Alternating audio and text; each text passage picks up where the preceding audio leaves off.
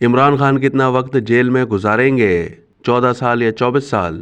عدلیہ کا طرز عمل افسوسناک ہے، غیر شائستہ جلد بازی کیوں؟ توشہ خانہ کیس میں احتساب عدالت کے فیصلے کے بعد عمران خان کتنا وقت جیل میں گزاریں گے؟ سابق وزیر اعظم کو 14 سال قید کی سزا ہوگی یا 24 سال؟ کیونکہ انہیں سائفر کیس میں بھی 10 سال قید کی سزا سنائی گئی تھی۔ ایک ریٹائرڈ جج سمیت ماہرین قانون کی رائے ہے کہ عمران خان کی سزا مجموعی سزا کے بجائے ایک ساتھ یعنی کنکرنٹ ہوگی۔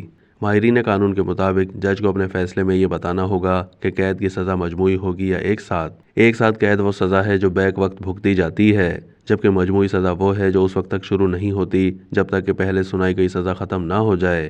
جسٹس ریٹائرڈ وجی الدین احمد نے بتایا کہ عدالتوں کو اپنے فیصلے میں یہ بتانا ہوگا کہ سزا ایک ساتھ ہوگی یا مجموعی۔ انہوں نے کہا کہ عمران خان کے کیس میں اگر عدالت اسے ایک ساتھ سزا قرار دیتی ہے تو عمران خان کو زیادہ سے زیادہ 14 سال جیل میں گزارنے پڑیں گے۔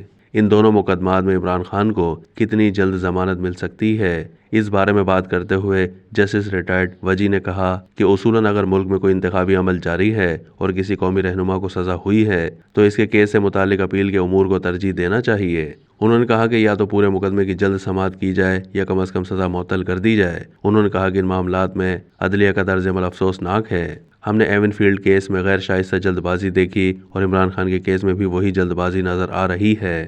سپریم کورٹ بار ایسوسی ایشن کے سابق صدر سینیٹر کامران مرتضیٰ کا کہنا تھا کہ جب ایک سے زیادہ سزائیں ہوں تو عدالتیں حتمی فیصلے میں واضح کرتی ہیں کہ سزا ایک ساتھ ہوگی یا مجموعی۔ انہوں نے کہا کہ عموماً قانون یہ کہتا ہے کہ عدالت اس وقت تک ایک ساتھ سزائیں سناتی ہے جب تک کہ کوئی پیشہ ور مجرم یا انتہائی مطلوب دہشت گرد نہ ہو۔